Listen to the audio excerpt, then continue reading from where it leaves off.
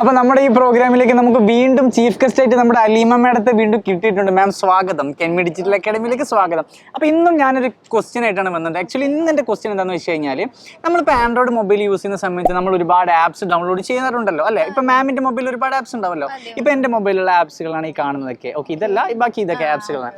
അപ്പോൾ നമ്മൾ app download ചെയ്യുന്ന സമയത്ത് ഇപ്പോൾ ഞാൻ കിട്ടിയ വിവരം എന്താണെന്ന് വെച്ച് കഴിഞ്ഞാൽ, ഇപ്പോൾ ഇത് ത്രെറ്റാണ് എന്ന് ഞാൻ അറിയാൻ കഴിഞ്ഞു. മാഡം ഈ ഒരു ചോദ്യത്തിൻ്റെ മാം ഞാനൊന്ന് കംപ്ലീറ്റ് ചെയ്യട്ടെ. മാം കഴിഞ്ഞ തവണ ഇങ്ങനെ തന്നെയായിരുന്നു, തീരെ ക്ഷമയില്ല മാമിന്. ഞാൻ ചോദ്യം ഒന്ന് കംപ്ലീറ്റ് ചെയ്യട്ടെ. അതായത് നമ്മളിപ്പോൾ ഒരു ആപ്പ് ഡൗൺലോഡ് ചെയ്യുമ്പോൾ ഇത് ത്രെറ്റ് ആണെന്ന്, അതായത് ആൻഡ്രോയിഡ് മൊബൈൽസിന് ത്രെറ്റ് ആണെന്ന് പറയുന്ന ആ ഒരു ക്വസ്റ്റ്യൻ എത്രത്തോളം സത്യാവസ്ഥയുണ്ട്? നിങ്ങൾ കേട്ട ന്യൂസും ഞാൻ കേട്ട ന്യൂസും സെയിം ആണെങ്കിൽ അതിനെപ്പറ്റി ഞാൻ ആദ്യം ഒന്ന് പറഞ്ഞുതരാം. 14 ആപ്പുകളാണ് ആൻഡ്രോയിഡ് മൊബൈൽസിന് ത്രെറ്റ് ആയിട്ട് വന്നിരിക്കുന്നത്. അതായത് ഈ ആപ്പിലൂടെ നമ്മൾ ഫോണിലേക്ക് മാൽവെയർ കയറുന്നുണ്ടാണ് ഗവേഷകർ കണ്ടുപിടിച്ചത്. അതായത് ആന്റി വൈറസ് സോഫ്റ്റ്വെയർ കമ്പനിയായ മെക്കഫെയുടെ ഗവേഷകരാണ് ഈ മാൽവെയർ, അതായത് സ്കമാലീഷ്യസ് എന്ന് പറഞ്ഞിട്ടുള്ള ഒരു മാൽവെയർ ഫോണിലേക്ക് കയറുന്നുണ്ടെന്നും അതുവഴി നമ്മുടെ രഹസ്യമായിട്ടുള്ള വിവരങ്ങൾ ചോർത്തുന്നുണ്ടെന്നും അറിയാൻ കഴിഞ്ഞത്. അപ്പോൾ ഈ ആപ്പുകൾ നിങ്ങൾ കയറ്റുമ്പോൾ, അതായത് ഏത് ആപ്പോ ആവട്ടെ നിങ്ങൾ ഫോണിലേക്ക് കയറ്റുമ്പോൾ എത്രത്തോളം ജെന്യൂൻ ആണ്, അതിലൂടെ നമുക്ക് എന്തെങ്കിലും ത്രെറ്റ് വരുമോ എന്നുള്ളത് ശ്രദ്ധിച്ചിട്ട് വേണം ആപ്പുകൾ ഡൗൺലോഡ് ചെയ്യാൻ. അപ്പൊ മാം ഞാൻ ചോദിക്കട്ടെ, ഇപ്പൊ നമ്മൾ പ്ലേ സ്റ്റോറിൽ കയറി ഇപ്പൊ നമ്മൾ ഓരോ ആപ്പ് നമുക്ക് ഇഷ്ടം തോന്നും, അല്ലെങ്കിൽ നമുക്കൊരു ഗെയിം ആണെങ്കിലും നമ്മൾ തോന്നുമ്പോൾ നമ്മൾ പ്ലേ സ്റ്റോറിൽ കയറി ഡൗൺലോഡ് ചെയ്യും.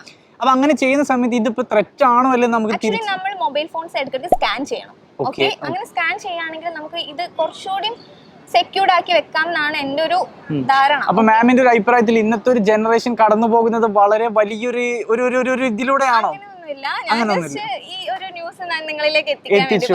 അപ്പൊ മാമിന്റെ ആ ഒരു വലിയ മനസ്സ്, അതായത് ഇത്രയും വലിയൊരു ന്യൂസ് ഒരുപാട് ജനങ്ങളിലേക്ക് നമ്മുടെ കെൻമി ഡിജിറ്റൽ അക്കാഡമി വഴി എത്തിക്കാൻ പറ്റിയതിൽ ഒരുപാട് നന്ദിയുണ്ട്. പിന്നെ ഞങ്ങളുടെ ക്ഷണം സ്വീകരിച്ചെത്തിയ അലീമ മാഡത്തെ ഞാൻ വീണ്ടും എന്റെ പേരിലും കെൻമി ഡിജിറ്റൽ അക്കാഡമിയുടെ പേരിലും ഞാൻ നന്ദി അറിയിക്കുന്നു. അപ്പൊ മാം നമുക്ക് വീണ്ടും മറ്റൊരു ഇന്റർവ്യൂവിൽ കണ്ടുമുട്ടാം. എനിവേ താങ്ക്സ് ഫോർ വാച്ചിങ് കെൻമി ഡിജിറ്റൽ അക്കാഡമി.